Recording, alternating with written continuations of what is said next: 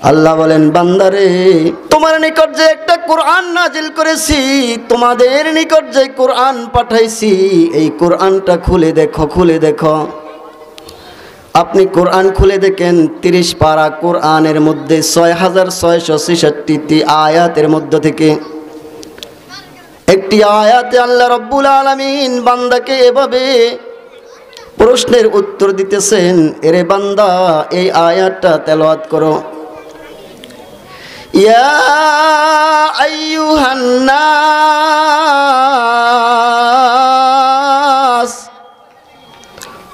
ও দুনিয়ার মানুষ শুনো শুনো শুনো, তোমাদেরকে কেন বানাইছি প্রশ্নের উত্তর নিয়ে যাও। উবুদু, ইবাদত করো, ইবাদত করো। বান্দা প্রশ্ন করে, আল্লাহ কার ইবাদত করব? আল্লাহ রাব্বুল আলামিন উত্তর দিচ্ছেন, রব্বাকুম, তোমাদের প্রভুর। সুবহানাল্লাহ। বান্দা প্রশ্ন করে, রবকে? রবকে আমাদের প্রভুকে? আল্লাহ উত্তর দিচ্ছেন, আল্লাযী খলাকাকুম, যিনি তোমাদেরকে সৃষ্টি করেছেন, যিনি আসমান সৃষ্টি করেছেন, জমিন সৃষ্টি করেছেন, যিনি তোমাদেরকে মৃত্যু দেন, যিনি তোমাদেরকে হায়াত দেন, সুস্থতা দান করেন, অসুস্থতা দান করেন, যিনি তোমাদেরকে রিজিক দেন, যিনি তোমাদেরকে ধনী বানান, গরিব বানান, ওই রবের ইবাদত করবা। আল্লাযী খলাকাকুম ওয়াল্লাযীনা মিন ক্বাবলিকুম, এবং তোমাদের পূর্বপুরুষদেরকে যারা যিনি সৃষ্টি করেছেন, ওই রবের ইবাদত করবে। সম্মানিত উপস্থিতি, পর্দার আড়ালের মা ও বোনেরা, মুসলমানদের জন্য, ঈমানদারদের জন্য, মুমিনদের জন্য ইবাদতের মধ্যে সর্বোত্তম ইবাদত হলো, সর্বশ্রেষ্ঠ ইবাদত হলো নামাজ। কি ভাই? নামাজ।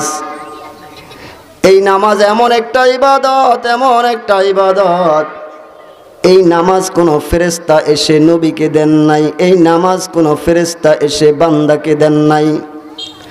এটা এমন একটা ইবাদত, এমন একটা ইবাদত, যেই নামাজ আল্লাহ রাব্বুল আলামিন আমার নবী, আপনার নবী, আল্লাহর হাবিবকে মেরাজে ডেকে নিয়ে বান্দার জন্য উপহার দিয়েছেন। সুবহানাল্লাহ। লম্বা ইতিহাস মেরাজের ঘটনা বলার জন্য আমি এখানে বসি নাই, তারপরেও সংক্ষিপ্ত সারে বলতে হয়, না হয় বুঝে আসবে না নামাজটা কত উত্তম ইবাদত বান্দার জন্য। পর্দার আড়ালের মা ও বোনেরা ভালো করে শ্রবণ করবেন। সবচাইতে আমাদের মা বোনদের নামাজের ভিতরে বেশি ঘাটতি হয়। ঠিক, হাবিবকে মেরাজে ডেকে নিলেন, মসজিদে হারাম থেকে মসজিদে আকসা পর্যন্ত প্রথমে সায়ের করাইলেন, ভ্রমণ করাইলেন। সংক্ষেপে বলে ভালো করে শুনবেন কথাগুলো। মসজিদে আকসাতে আল্লাহর রাসূল সাল্লাল্লাহু আলাইহি ওয়াসাল্লাম জিবরাইল আলাইহিস সালাতু ওয়াস সালামের সঙ্গে যখন প্রবেশ করলেন, মসজিদে আকসাতে প্রবেশ করে দেখলেন পুরা মসজিদ মুসল্লি দ্বারা ভরপুর। গভীর রজনী, তারপরেও মুসল্লি ভরপুর। জিবরাইল আলাইহিস সালাতু ওয়াস সালাম বলেন, ইয়া হাবিব, ও নবী আমার, আপনি আজকে এই মসজিদে ইমামতি করবেন, এরা আপনার পিছনে নামাজ পড়ার জন্য অপেক্ষমান। আমার নবী, আপনার নবী মসজিদে আকসাতে যা ইমামতি করলেন, যারা মুসল্লি ছিল আপনারা জানেন কি তারা কারা? তারা দুনিয়ার কোনো সাধারণ মুসল্লি ছিল না, মানুষ ছিল না। তারা ছিল আমার বাবা, আপনার বাবা, পয়গম্বর আদম আলাইহিস সালাতু ওয়াস সালাম থেকে শুরু করে নবী ঈসা আলাইহিস সালাতু ওয়াস সালাম পর্যন্ত সমস্ত পয়গম্বর। সুবহানাল্লাহ বলি। এই জন্য আমার নবীকে একটা বিশেষ লকব দেওয়া হয়েছে, শ্রেষ্ঠ লকব দেওয়া হয়েছে ইমামুল মুরসালিন। আমার নবী সমস্ত পয়গম্বরদের ইমাম ছিলেন। সংক্ষেপে কথাগুলো বলছি। সেখান থেকে আমার নবী চলে গেলেন প্রথম আসমানে। প্রথম আসমানে যাওয়ার পরে প্রথম আসমানের দারোগা ইসমাঈল আলাইহিস সালাতু ওয়াস সালাম জিবরাইল আলাইহিস সালাতু ওয়াস সালামকে ডেকে ডেকে বলেন, ও জিবরাইল, আপনি তো সমস্ত ফেরেশতাদের সর্দার, আপনি আসমানে উঠতে যাইতে কোনো অনুমতি লাগে না, তবে আপনার সঙ্গে যিনি আছেন তার অনুমতি আছে কিনা? জিবরাইল আলাইহিস সালাতু ওয়াস সালাম বলে, ওরে দারোয়ান ইসমাঈল, আমার সঙ্গে এমন একজন ব্যক্তি রয়েছেন যার কোনো অনুমতি লাগে না, যার জন্য আমার মালিক সরাসরি পাঠায় আছেন। সুবহানাল্লাহ বলি। আমার নবী প্রথম আসমান ছেদ করে দ্বিতীয় আসমানে, দ্বিতীয় আসমান ছেদ করে তৃতীয় আসমানে, তৃতীয় আসমান ছেদ করে চতুর্থ, পঞ্চম, ষষ্ঠ, সপ্তম, সপ্তম আসমান ফাড়ি দিয়ে আমার নবী সপ্তম আসমান ফাড়ি দিয়ে আমার নবী সরাসরি আরশ আযমে পৌঁছে গেলেন।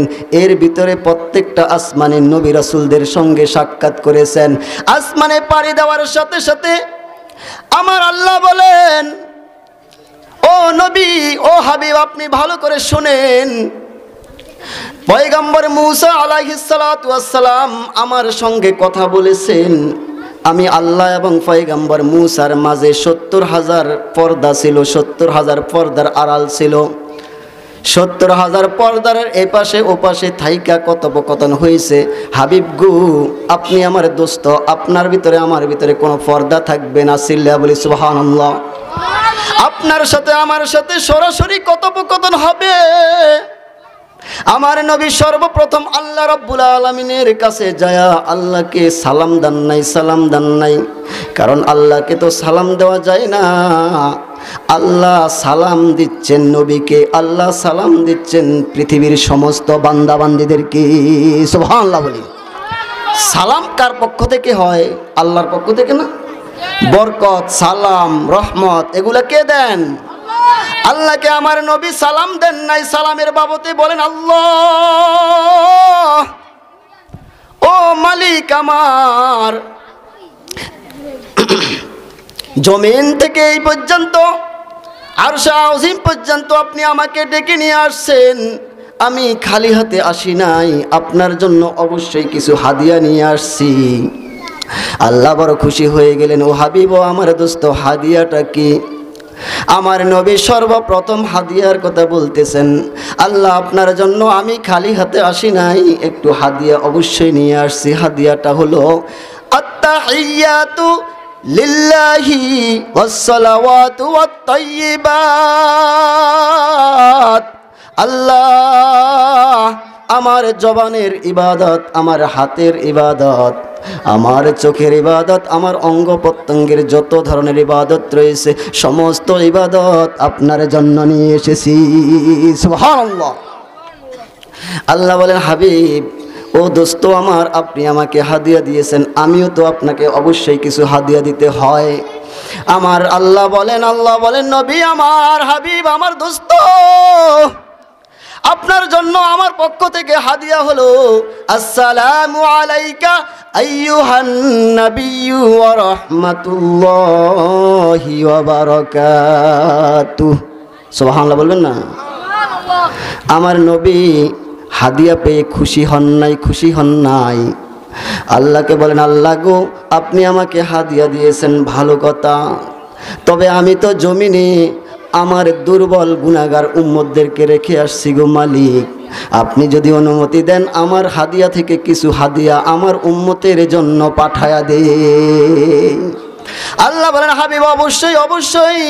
আমার নবী সমস্ত উম্মতের জন্য সেখান থেকে সেই হাদিয়া থেকে কিছু হাদিয়া পাঠাইলেন। আসসালামু আলাইনা ওয়া আলা ইবাদিল্লাহিস সালিহিন।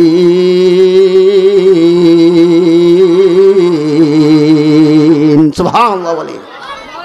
আমার নবী আরশ আযীমে যায় আল্লাহ রাব্বুল আলামিনের সান্নিধ্যে থেকেও তার উম্মতদেরকে ভোলেন নাই।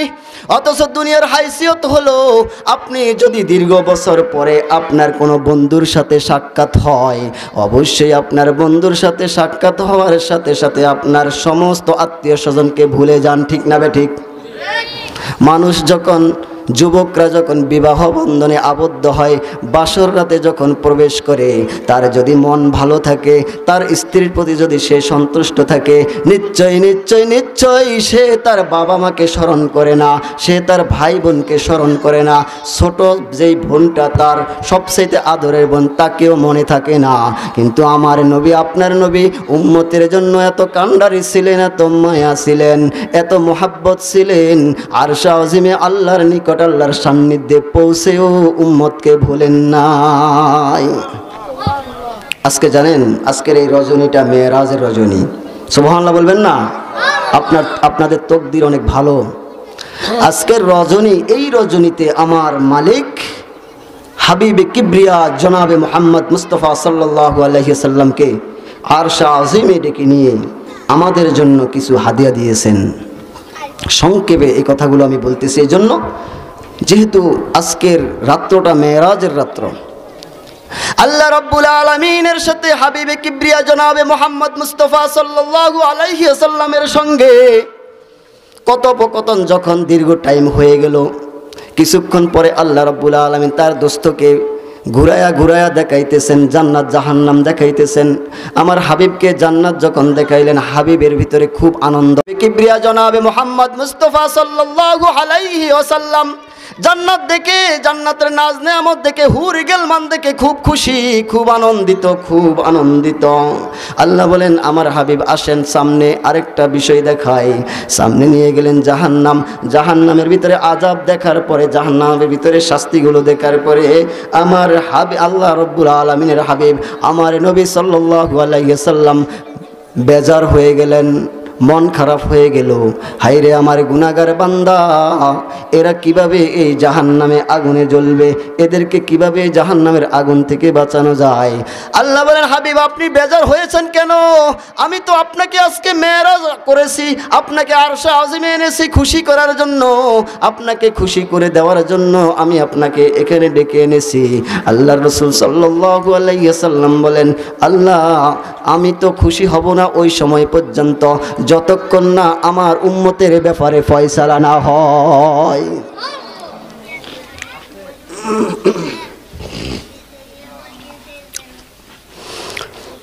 আল্লাহ রাব্বুল আলামিন বলেন, ও হাবিব আমার, দোস্ত আমার, আপনার পেরেশানি নাই, কোনো পেরেশানি নাই, টেনশন নাই। আপনার উম্মতকেও, আপনার উম্মতের ব্যাপারেও আমি ফয়সালা করে দিব। আপনার উম্মতের ব্যাপারে আমি আপনাকে দুইটা অপশন দিচ্ছি, দুইটা প্রস্তাব রাখছি। আপনার এই দুইটার ভিতরে যেই প্রস্তাবটা আপনার কাছে ভালো লাগে গ্রহণ করবেন। প্রথম প্রস্তাব হলো, ও দোস্ত আমার, আপনার যত উম্মত রয়েছে সমস্ত উম্মতদের মধ্য থেকে অর্ধেক উম্মতকে জাহান্নামে নিক্ষেপ করব আর অর্ধেক উম্মতকে জান্নাত দান করব। আল্লাহর রাসূল গ্রহণ করেন নাই প্রথম প্রস্তাব। দ্বিতীয় প্রস্তাব হলো, ও হাবিব, ও দোস্ত আমার, আপনার যত উম্মত রয়েছে যারা বিনা হিসাবে জান্নাতে চলে যাবে তো যাবে, যারা জাহান্নামে নিক্ষিপ্ত হবে জাহান্নামীদের মধ্য থেকে আপনি যাকে যাকে ভালো লাগে, যাকে ইচ্ছা করেন তার ব্যাপারে সুপারিশ করে জান্নাতে নিয়ে যেতে পারবেন। অনুমতি দিয়েছেন কে? আল্লাহ।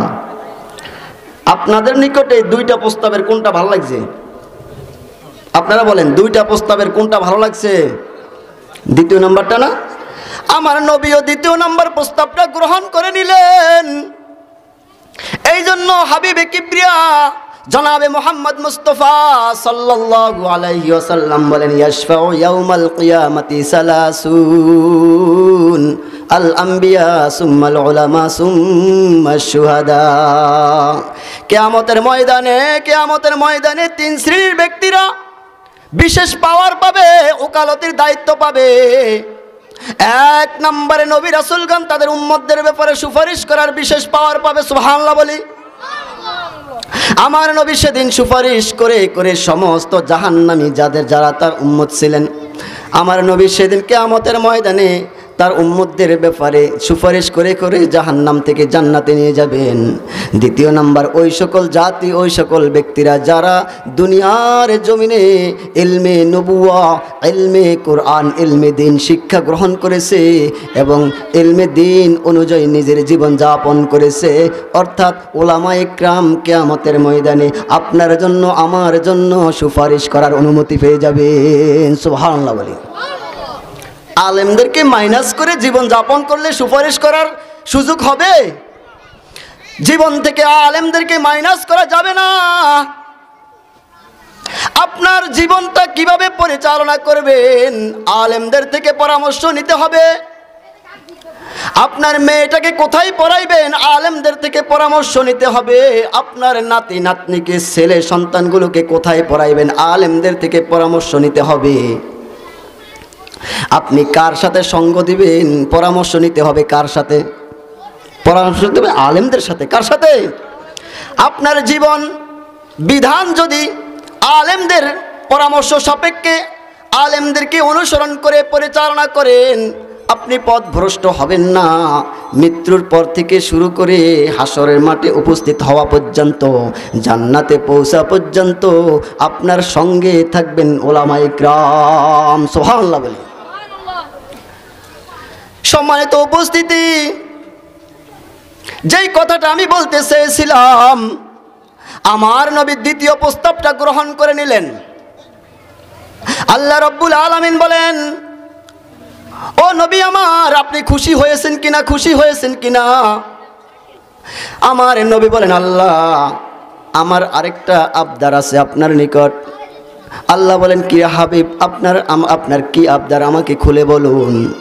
হাবিব বলেন, আল্লাহর রাসূল সাল্লাল্লাহু আলাইহি ওয়াসাল্লাম বলেন, আল্লাহ গো, আপনি তো মেরাজ করে আপনার সাথে আমার সাথে সাক্ষাৎ করাইছেন। আপনার সাথে আমি কথাবার্তা বলেছি।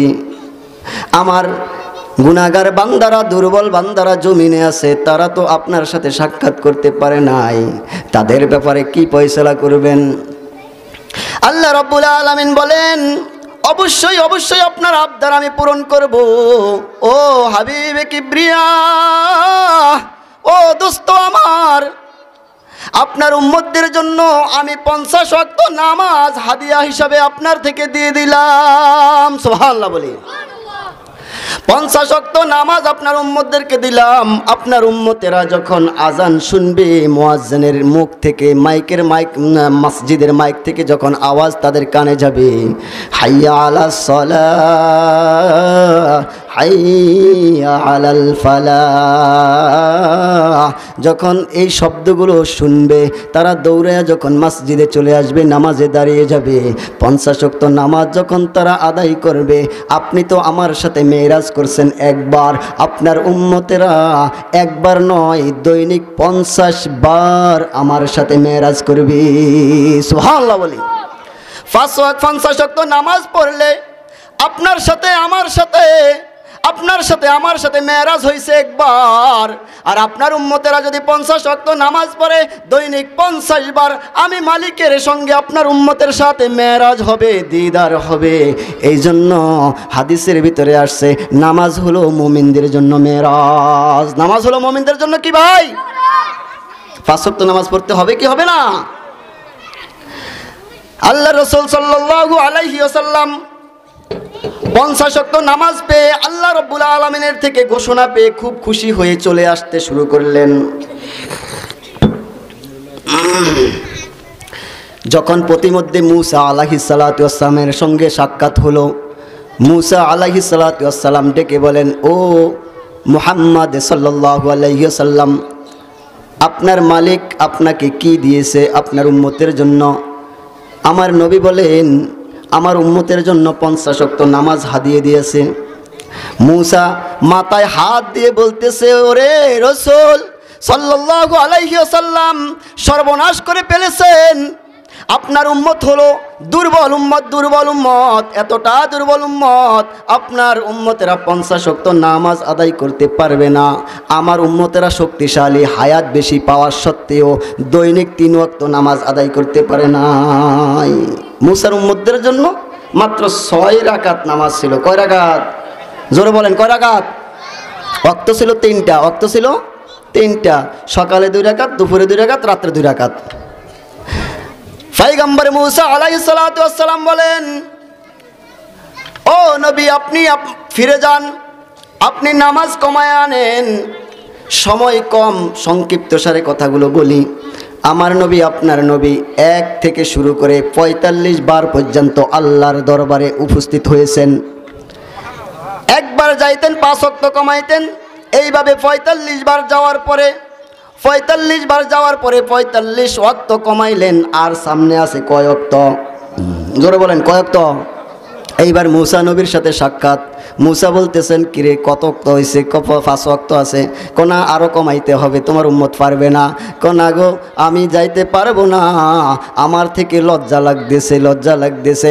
সাথে সাথে আল্লাহ রাব্বুল আলামিন কানের ভিতরে আল্লাহ রাব্বুল আলামিন তার হাবিবে কিবরিয়া জনাবে মুহাম্মদ মুস্তাফা সাল্লাল্লাহু আলাইহি সাল্লামকে মেসেজ দিয়ে দিয়েছেন, ও দোস্ত আমার, ও হাবিবে কিবরিয়া, ও দোস্ত আপনি যে 45 বারের পরের বার আসেন নাই, না এসে ভালো করেছেন।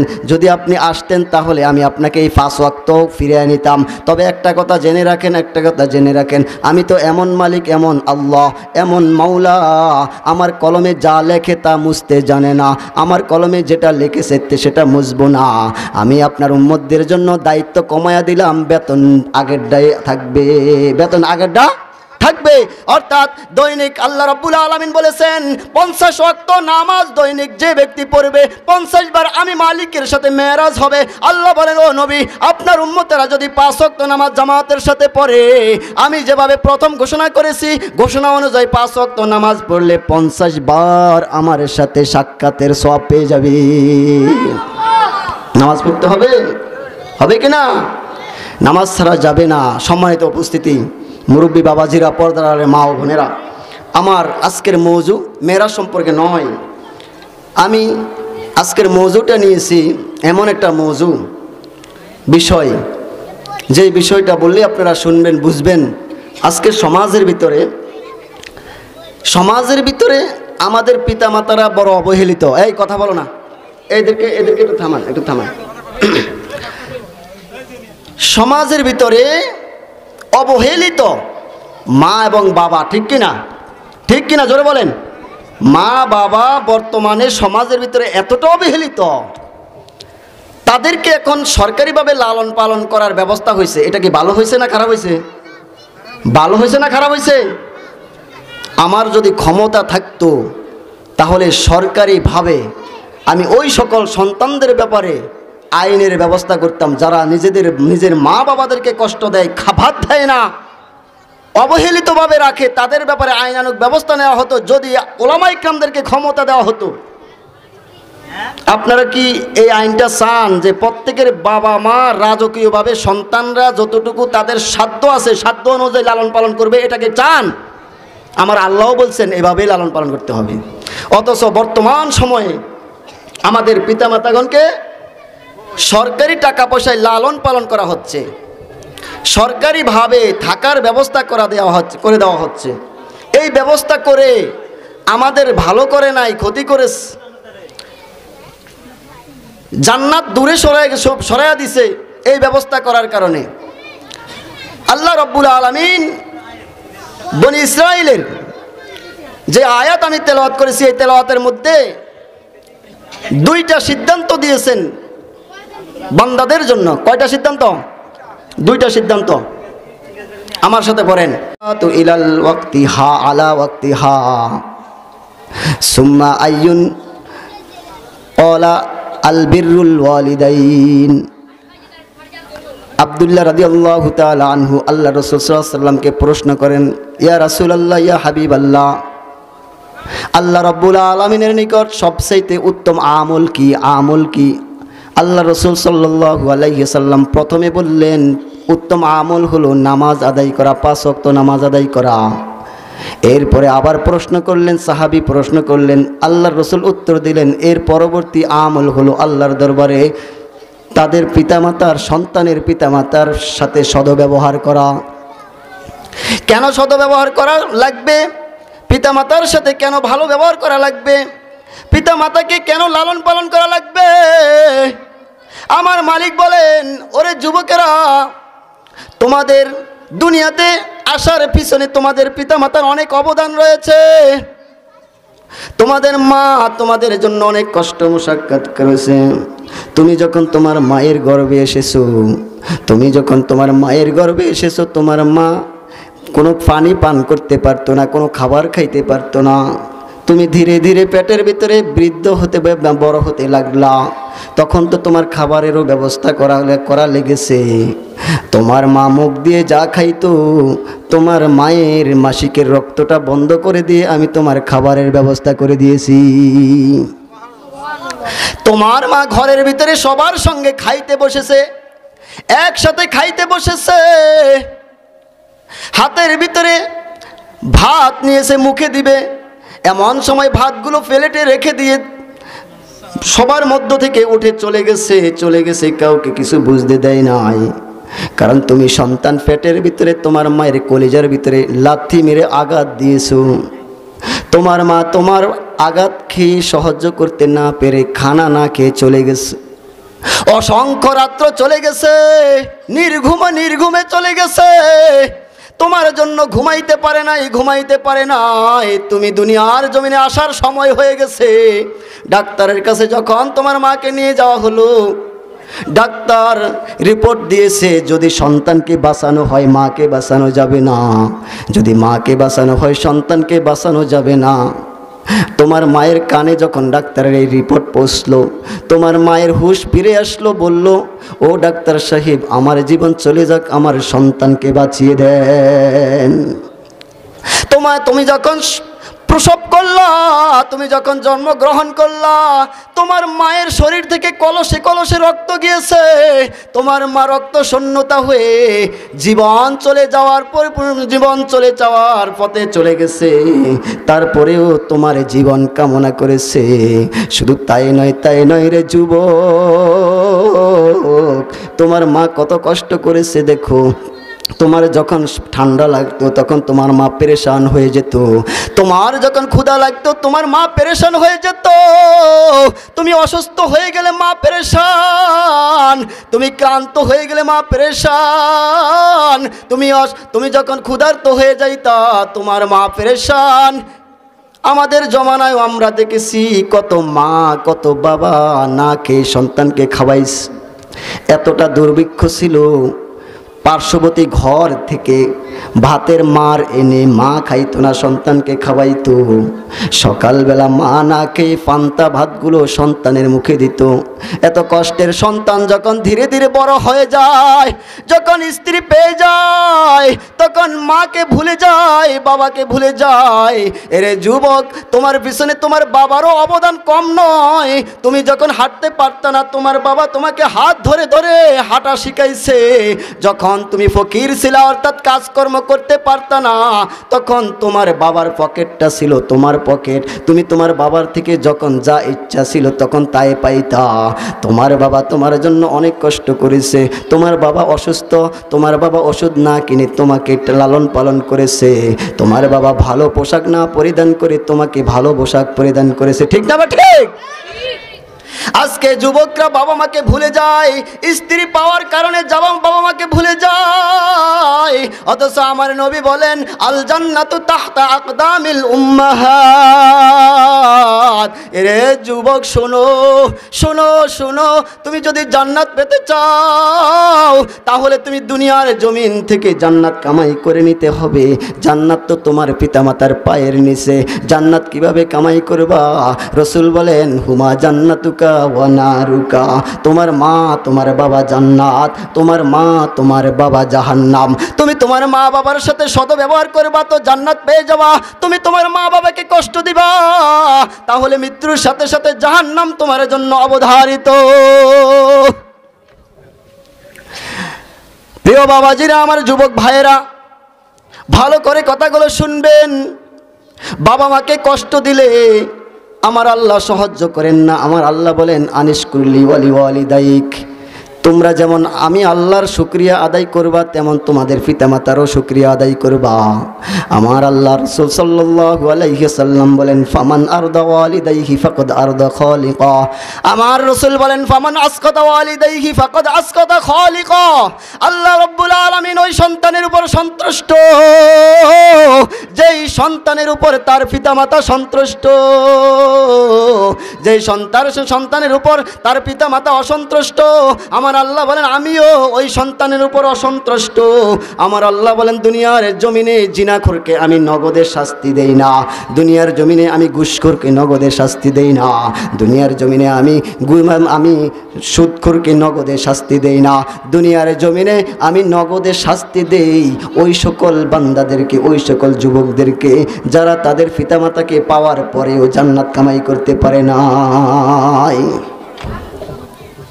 কিতাবের ভিতরে ওয়াকিয়া লেখা হয়েছে, এক সন্তান বিবাহ করেছে, বিবাহ করার পরে তার স্ত্রীর খপ্পরে পড়ে বাবা মাকে ছেড়ে শ্বশুর বাড়িতে চলে গেছে, শ্বশুর বাড়িতে জীবন যাপন করতেছে।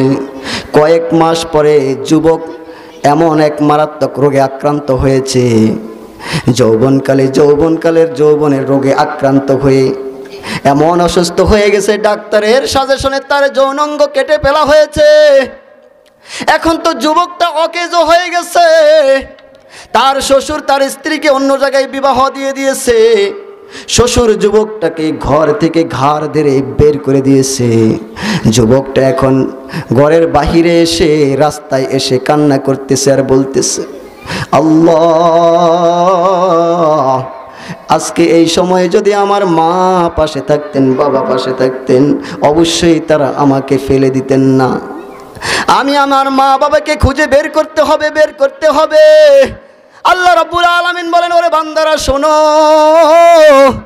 আমি মালিকের নিকট তোমরা অপরাধ করার পরে ক্ষমা চাইলে যেরকম ক্ষমা পাওয়াটা সহজ, একটা কথা জেনে রেখো, তোমরাও তোমাদের পিতামাতার সাথে যদি অপরাধ করে থাকো তাহলে তোমরাও তোমাদের পিতামাতার সাথে ক্ষমা চাও, ক্ষমা চাইলে ওরা তাদেরকে ক্ষমা করে দেবে, তাদের থেকেও ক্ষমা পাওয়াটা তোমাদের জন্য সহজ হয়ে যাবে। কত বাজে? এরপরে কি আলোচনা? প্রিয় উপস্থিতি, এই সন্তানটা খুঁজতে খুঁজতে তার পিতামাতার খোঁজে বের হয়ে গেলেন। তার জন্মস্থান যে বাড়ি ছিল, এই বাড়িতে যা দেখে কোনো ঘর নাই, ওই বাড়ির ভিতরে আঙ্গুরের চাষ চলতেছে। একজন যুবক সেখানে কাজ করতেছে, যুবককে জিজ্ঞাসা করতেছে, ভাই এটা অমুকের বাড়ি ছিল না? কহায় অমুকের বাড়ি ছিল, কিন্তু ওই লোকটা অসুস্থ হয়ে মারা গিয়েছে। ওই লোকের স্ত্রী আছে, ওই স্ত্রীটা চক্ষুগুলো কানা হয়ে গেছে। পরের বাড়িতে ওর কাছ থেকে, সেই বাড়িতে থাইকা দিনের বেলা ভিক্ষা করে, রাতের বেলা ঘরে বসবাস করে। ওই বাড়ি থেকে ওই বাড়ির পাশে একটা ঘর আছে, ঘরে থাকে।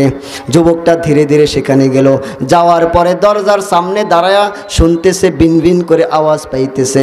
তার জনম দুঃখিনী মা নামাজের মসলায় বসে কান্না করতেছে, বলতেছে, আল্লাহ, আজ থেকে 7 বছর হয়ে গেল আমার সন্তানটা আমার বুক থেকে তুমি কেড়ে নিয়েছো। আমার সন্তানটা আমাকে ছেড়ে দিয়ে শ্বশুর বাড়িতে থাকে, আমার স্বামী মারা গিয়েছে, আমার স্বামীকে এলাকার মানুষ কবরে শোয়াইছে গো আল্লাহ, আমি যদি মারা যাই আমাকে ভিন পুরুষেরা কবরে রাখবে। আল্লাহ, তোমার নিকট আমি আমার সন্তানটাকে ভিক্ষা চাই, তুমি আমার সন্তানটাকে ফেরত দাও, আমার বুকে আমার সন্তানটাকে ফিরিয়ে দাও। সন্তানটা যখন বিন করে তার মায়ের কান্নার আওয়াজটা কানে আসলো, সন্তানটা দরজার বাহির থেকে বলল, মা গো, আমি ফিরে আসছি, তোমার সন্তান তোমার বুকে ফিরে আসছে। মা বলতেছে, রে সন্তান, আমার চোখের দৃষ্টি চলে গেছে, আমি চোখে দেখি না, আয় আমার বুকে আয়। যখন সন্তানকে পাইল, মা সমস্ত দুঃখ বেদনা ভুলে গিয়ে সন্তানকে ক্ষমা করে দিল। এরে যুবকরা, স্ত্রী পেয়ে মাকে ভুলে গেছো, ঈমানের সাথে মৃত্যুর আশা করো না।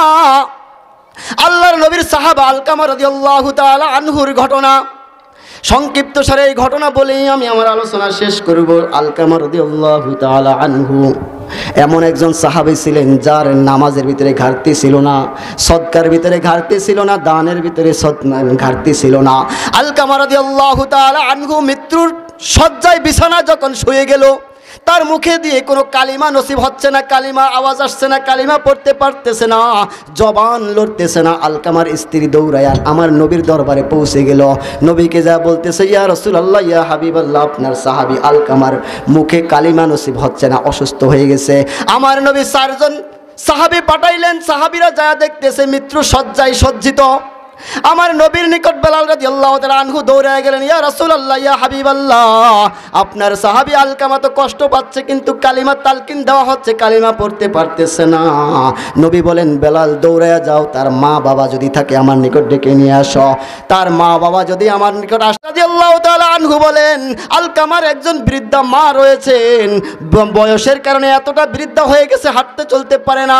আলকামা রাদিয়াল্লাহু তাআলা আনহুর মায়ের কাছে যখন সংবাদ পৌঁছানো হলো, মা বলতেছে, ওরে বেলাল, আমার জীবন রসুলের উপর কোরবান হোক, আমার যত কষ্ট হয় আমি আমার রসুলের দরবারে পৌঁছে যাব।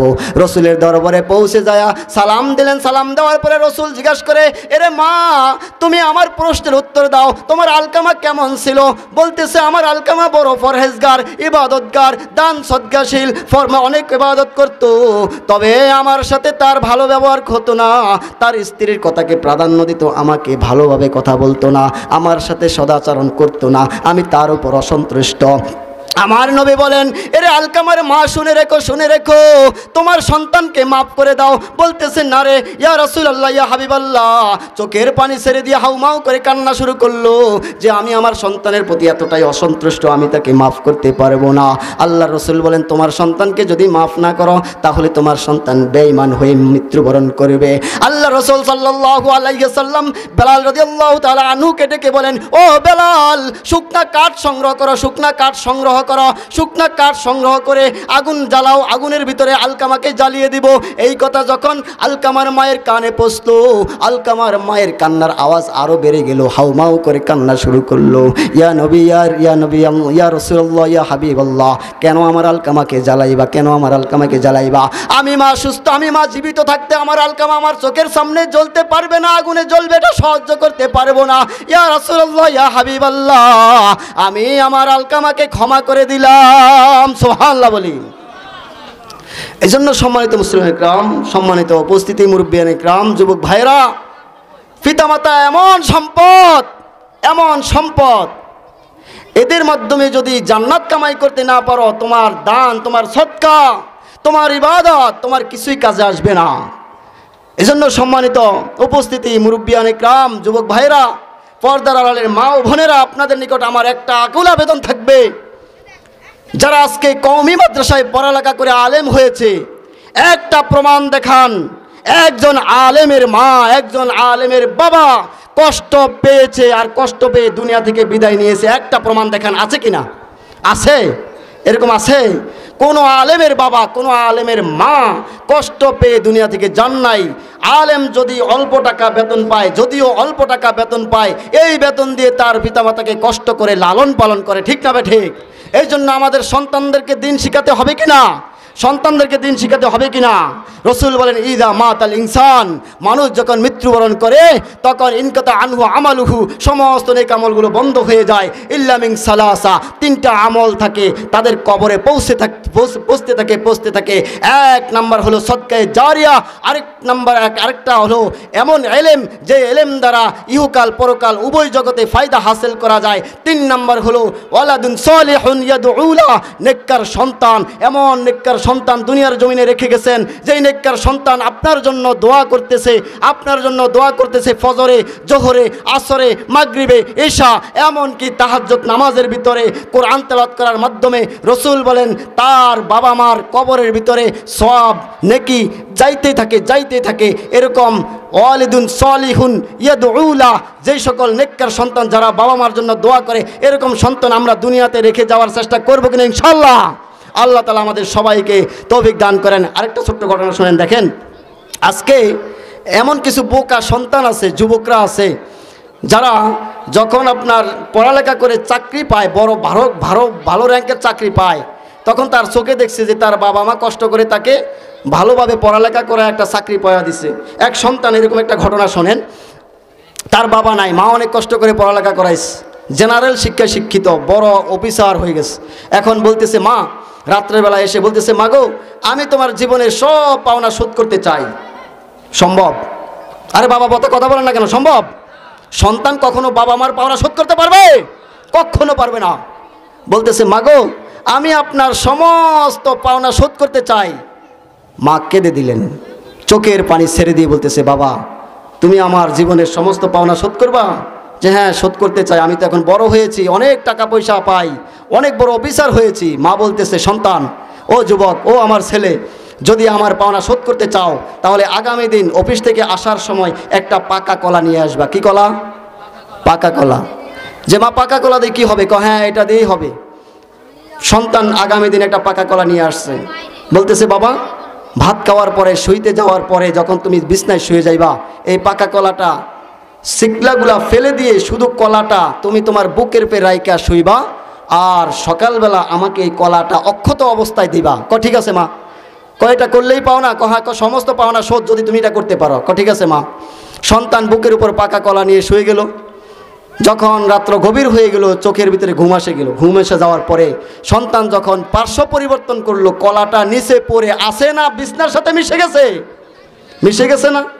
সকালবেলা মা বলতেছে, ওরে বাবা, আমার পাকা কলাটা দাও, পাকা কলাটা দাও। সন্তান বলতেছে, মা গো, কলার চিহ্ন নাই। মা বলতেছে, ওরে যুবক, করে সন্তান, তোমাকে শিশুকাল থেকে শুরু করে 2টা বছর পর্যন্ত এভাবে বুকে আমি ধারণ করেছি রে সন্তান। রাতের ঘুম হারাম করে দিয়েছি, রাতের কত ঘুম হারাম করেছি। তুমি প্রস্রাব করে দিয়েছো, তোমার প্রস্রাবের জায়গায় আমি ঘুমাইছি। আমি সজাগ থেকে থেকে তোমাকে দুধ পান করাইছি। এরে সন্তান, কোনো সন্তান কিয়ামত পর্যন্ত চেষ্টা করলেও বাবা মার পাওনা শোধ করতে পারবে না। পারবে কি? পারবে না। এজন্য আমাদের কর্তব্য হলো 5টা। কর্তব্য হলো কয়টা? 5টা। মা বাবা জীবিত থাকলে তাদের সাথে সদ্ব্যবহার করা, তাদেরকে লালন পালন করা, মৃত্যুবরণ করলে তাদের জন্য ইসালে সওয়াব করা, তাদের জন্য দান সদকা করা। অনেক ঘটনা আছে, সময় তো কম, এজন্য সম্মানিত মুসলিমের সম্মানিত উপস্থিতি, আমি একটা কথা আপনাদের নিকট বলে যেতে চাই। আমাদের পিতামাতা যারা দুনিয়া থেকে চলে গেছে, তাদের কবরের আযাব না হোক, এটা আমরা চাই কিনা? যদি এটা চাই, তাহলে তাদের জন্য সর্বপ্রথম কাজ হলো দোয়া করা। কি করা? আল্লাহ দোয়া শিখাইছেন কিনা? রব্বির হামহুমা কামা রব্বায়ানি সগীরা, দোয়া শিখাইছেন কিনা? এই দোয়াটা আমরা বেশি বেশি পড়ব। এরপরে মা বাবার জন্য ইসালে সওয়াব করব, সদকায়ে জারিয়া করব। মাদ্রাসায়, মসজিদে এতিম বাচ্চাদেরকে, তলেব ইলমদের জন্য দান করব। করব কিনা ইনশাআল্লাহ? আল্লাহ তাআলা আমাদের সবাইকে এই সংক্ষিপ্ত সারে যেই কথাগুলো বললাম, কথাগুলোর উপর আমল করার তৌফিক দান করেন। ওয়া আখিরি দাওয়ানা আলহামদুলিল্লাহি রাব্বিল আলামিন।